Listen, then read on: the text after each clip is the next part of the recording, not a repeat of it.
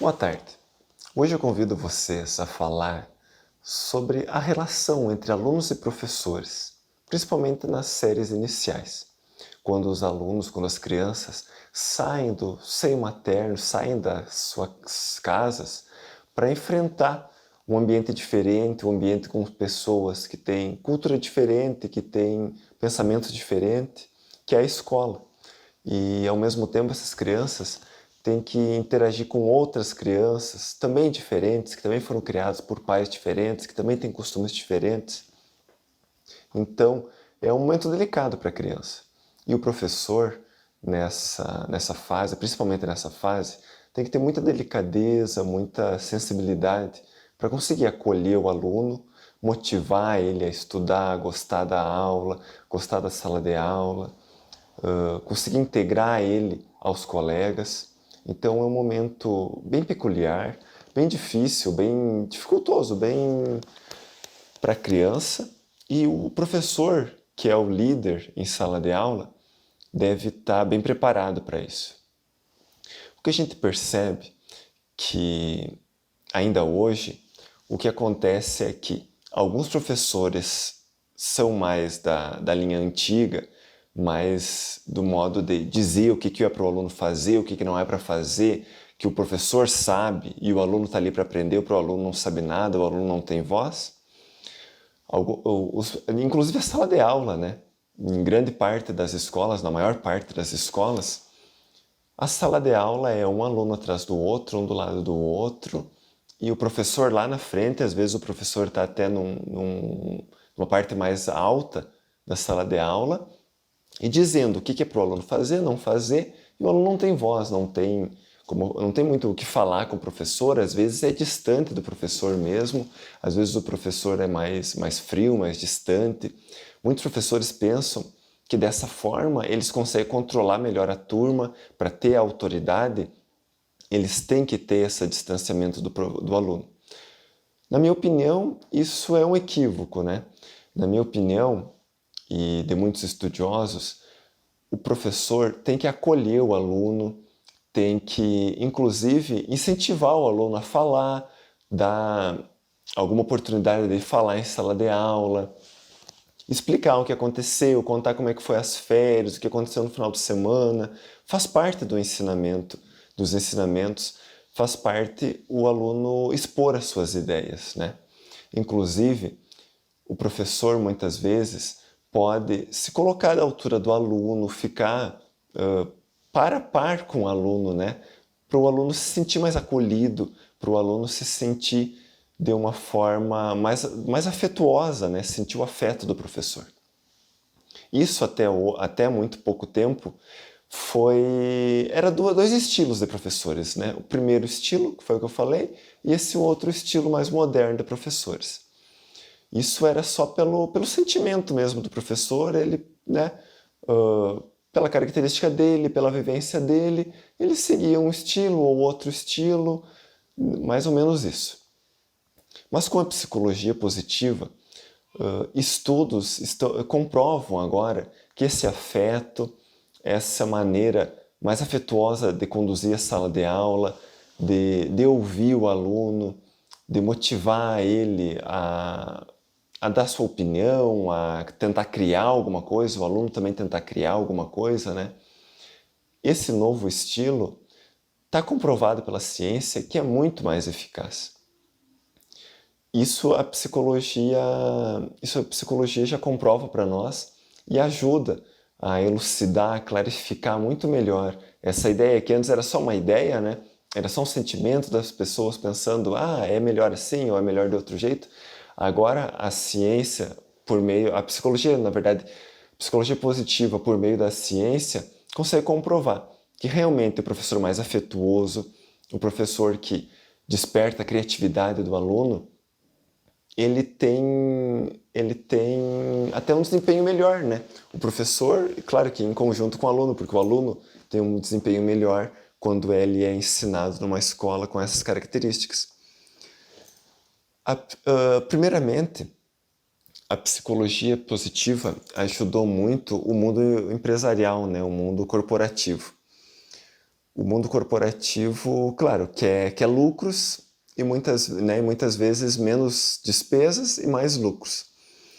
E no mundo corporativo ficou já claro também, tanto que as empresas já estão mudando muito para esse novo modo de trabalhar, de atuar, que quando o trabalhador ele é escutado, quando o trabalhador fica mais engajado no trabalho, ele produz muito mais.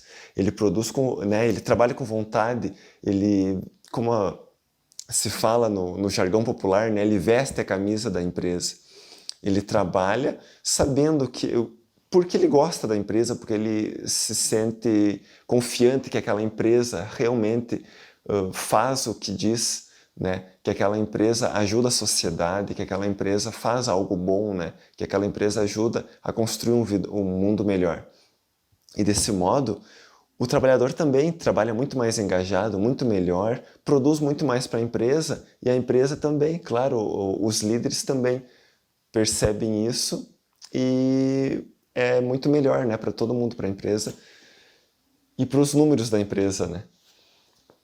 Por conta disso, no mundo corporativo, cada vez mais, o líder também deixa de ser aquele líder que ditava ordens, o João faz tal coisa, o Pedro faz outra coisa, a Maria faz né, uma terceira coisa. O líder para só de ditar tarefas e dizer o que é para cada um fazer. O líder é muito mais um líder de ajudar o colaborador, o trabalhador, a crescer na empresa, de se desenvolver, o trabalhador em si também se desenvolver, fazer cursos e inclusive ser escutado na empresa. Muitas vezes um trabalhador que seria um chão de fábrica, um trabalhador que antigamente era dado menos importância a ele, às vezes ele tem uma ideia muito importante para dar para a empresa e que vai ajudar todas as pessoas que trabalham ali e vai ajudar inclusive os números da empresa a crescer, né? E isso já está crescendo muito no mundo corporativo, né? E a psicologia positiva ajudou muito isso também. E, inclusive para o bem-estar do trabalhador no trabalho, né? No ambiente corporativo. E ligado a tudo isso está o doutor Polzak. Ele é doutor ele é em economia, né? Ele é formado em economia, mas ele, mais de 10 anos, ele estudou sobre o hormônio ocitocina. Primeiramente, esse hormônio era muito conhecido apenas na medicina, né? Porque é um hormônio liberado em grande quantidade logo após o parto e ajuda também no aleitamento materno, né? Consequentemente, ou junto com tudo isso, esse hormônio ajuda na criação desse vínculo que, na minha opinião, é um dos maiores vínculos que existe, né, no mundo, que é entre a mãe e a criança. E o Dr. Polzak começou a fazer estudos, né, há mais de 10 anos, ele estuda sobre isso, e estuda sobre esse hormônio, e ele acabou verificando que esse hormônio também é liberado em menores quantidades, mas é liberado em diversas outras ocasiões da vida.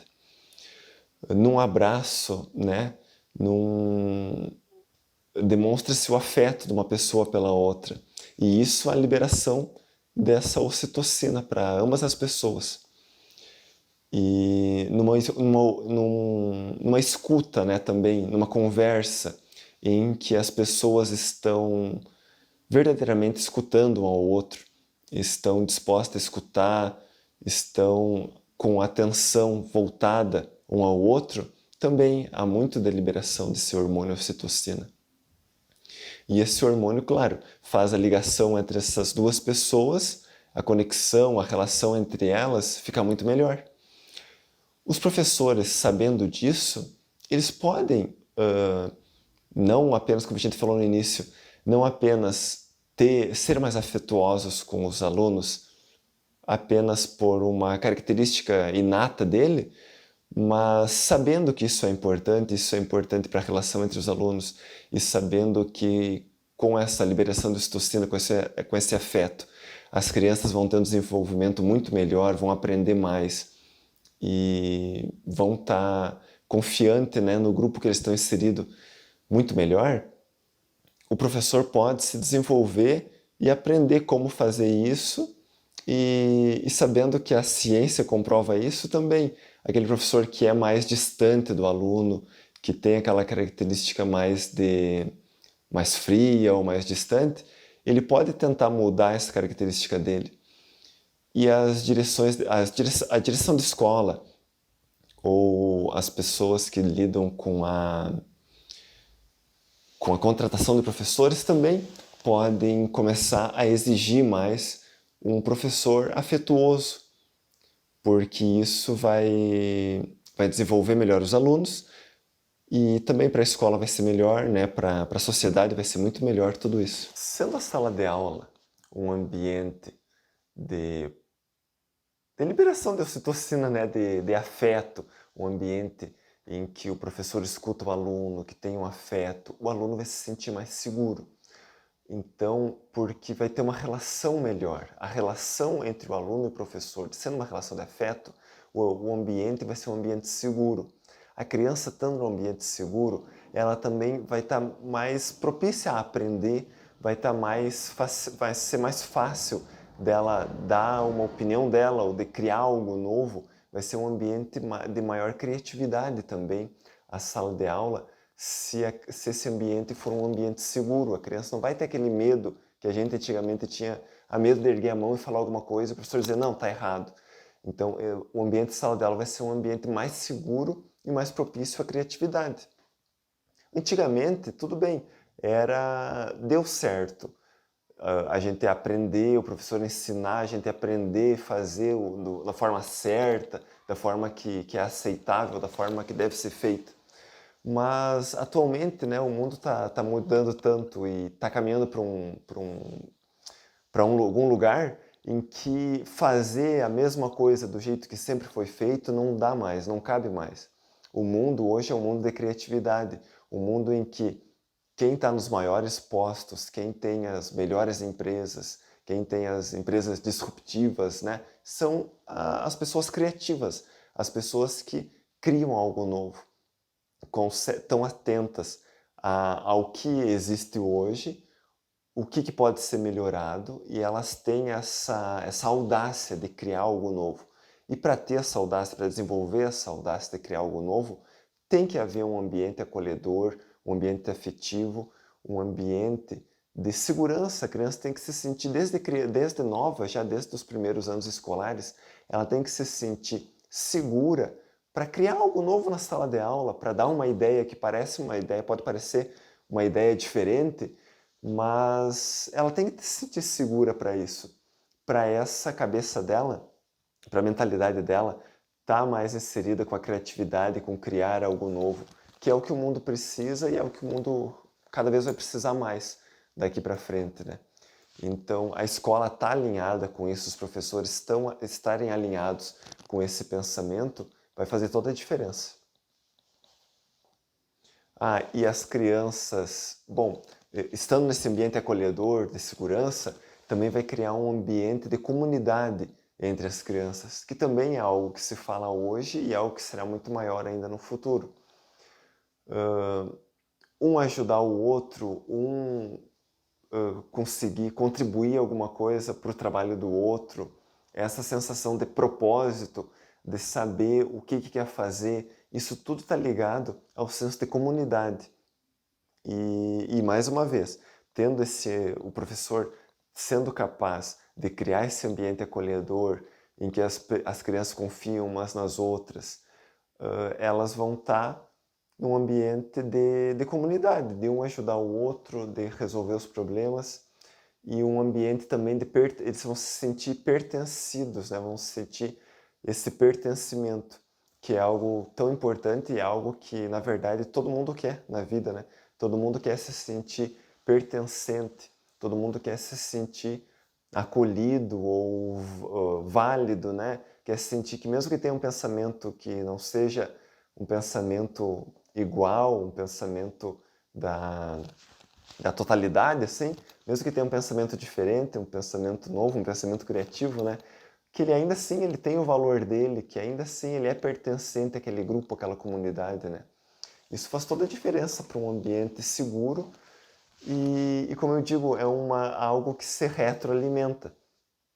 tendo a sensação de pertencimento, estando num ambiente de comunidade, as crianças vão se sentir mais propícias ainda a ter mais afetos com os colegas, não vai ter tanta briga entre um colega e outro, um vai querer ajudar o outro, o professor está disposto também a intermediar essas relações entre as crianças, sempre focando nisso que a gente está falando, pertencimento, comunidade, estimular a criatividade das crianças, né?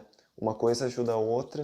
Outro aspecto importante também para esse bom ambiente de sala de aula, esse ambiente seguro e bom de sala de aula que favoreça o aprendizado, é a comunicação.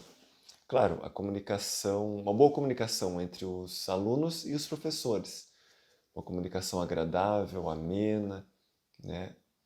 Uma comunicação positiva.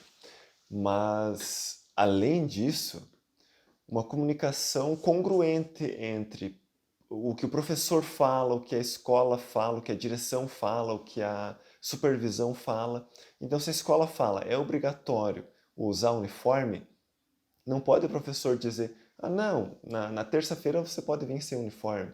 Ou se a escola fala, é obrigatório tal merenda na segunda, na terça, um cardápio de merendas, né, para os alunos. O professor também tem que seguir aquilo, tem que ter uma comunicação harmoniosa, mas também congruente entre todos os entes da escola, né?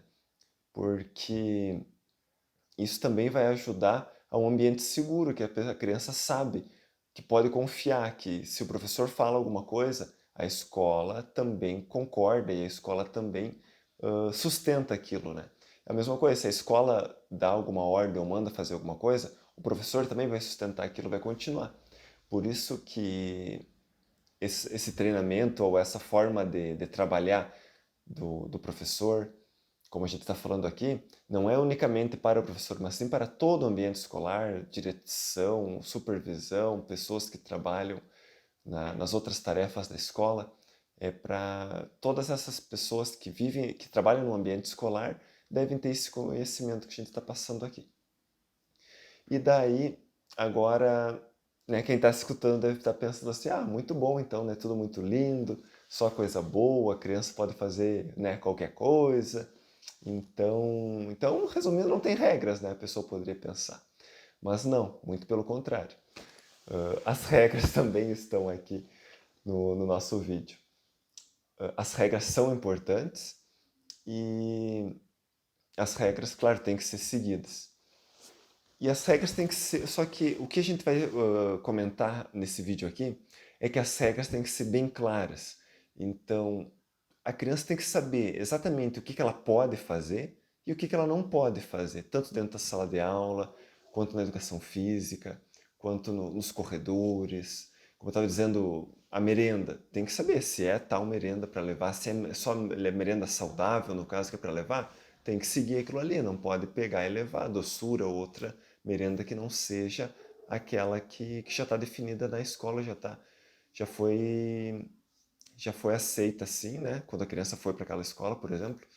Então, as regras têm que existir, mas além do que só existir regras, as regras têm que ser muito claras e sempre têm que ser ditas e tem que ficar bem claro para a cabeça da criança o que pode e o que não pode em cada momento de sala de aula, né? Isso que a gente falou aqui faz parte de um círculo virtuoso, como eu falo, porque são coisas que se retroalimentam. A criança, tendo as regras bem definidas, ela vai saber como que ela pode agir, como que ela não pode agir em determinado momento na sala de aula. E também, tendo o afeto, também gera um ambiente mais acolhedor, mais seguro.